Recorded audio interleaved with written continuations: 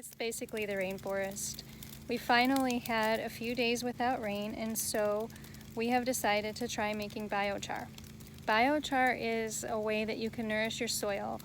And as you know, you get good soil, you have good food, clean air, and good health, right? It's all about building the soil. We have very sandy soil here.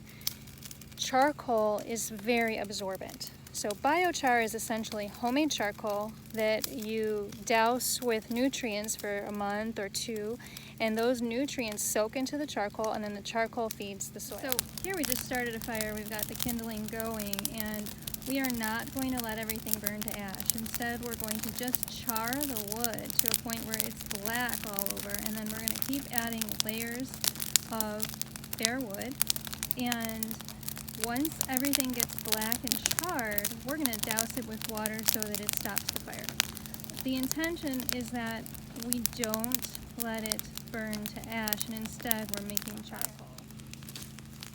So this is my first time ever doing this, and I can see that some of my wood is getting nice and charred, and then, maybe just a little bit white. When it gets just a little bit white, we're going to be adding more pieces of wood to it. So I'm sure there's 1,000 ways to do this, but the basic idea is that you're making charcoal.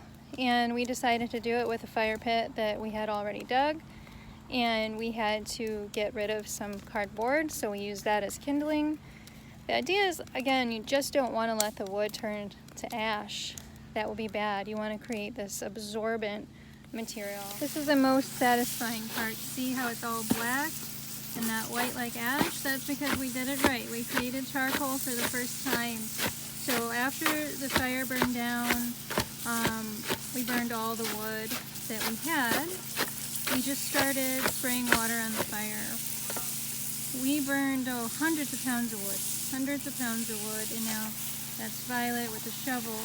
She's shoveling it into this container right here, and which we are filling with water, and we're going to fill with nutrients and let the charcoal soak up the nutrients for about a month. And then we will use it to add to our garden. What do you think, Violet? It's pretty great.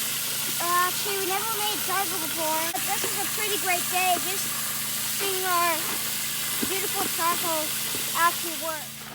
I'm pretty proud of this. Just a lot, because this is really going to help our soil, and that soil is going to help our plants that we're growing. We have a lot of cucumbers. We have one cucumber plant that's growing so many cucumbers on it. Yeah. It's actually a vegetable, and right now the cucumbers are like this big. How big? Like this big. Oh, cool. They're lips, all you mean? They're little, yeah. But they are getting really big. Yeah. But I guess how I say this is they're growing. They're growing just like you, just like the farm, right? Yeah, but I learned a lot about fire. Yeah, what'd you learn? It doesn't keep going unless you feed it.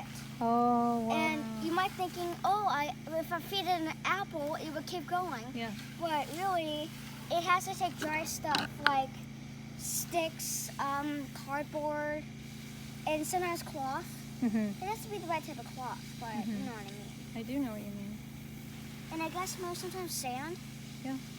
Sand, you think sand will feed it? Maybe. I don't know, because sand is a little wet. Yeah. Well, thank you for your help. You're welcome.